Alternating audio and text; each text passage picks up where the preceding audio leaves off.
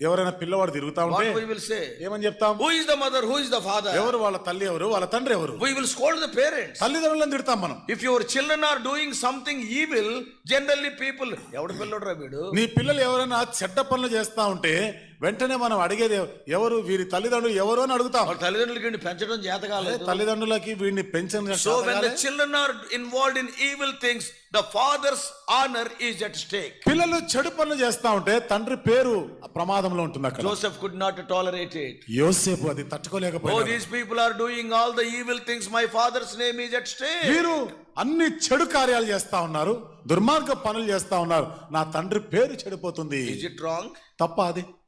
to have concern for the honor of the name of the father? తండ్రి పేరు చెడిపోకుండా ఉండాలని ఆ పట్టింపు కలిగి ఉండడం తప్ప? Not only that, అంతేకాదు, the flock of his father is in danger. తన తండ్రి యొక్క మంద ప్రమాదంలో ఉంది. When these people are involved in all the evil things, any wolf or tiger may come and take away some of the sheep. వీళ్ళు మందలని పక్కకు పెట్టి చెడు కార్యాలు చేస్తా ఉంటే ఏ తోడేలో ఏ సింహం వచ్చి ఆ గొర్రెలను ఎత్తుకొని పోతుంది కదా. So father's flock is in కాబట్టి danger. ఇక్కడ తండ్రి యొక్క మంద ప్రమాదంలో ఉంది. He came to his daddy. తండ్రి దగ్గరకు వచ్చినాడు. Arey, your flock is in danger.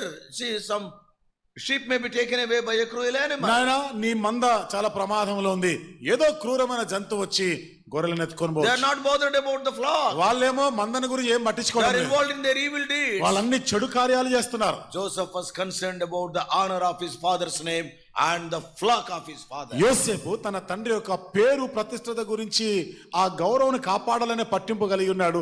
తండ్రి మందను గురించిన పట్టింపు ఉండినది ఆయన.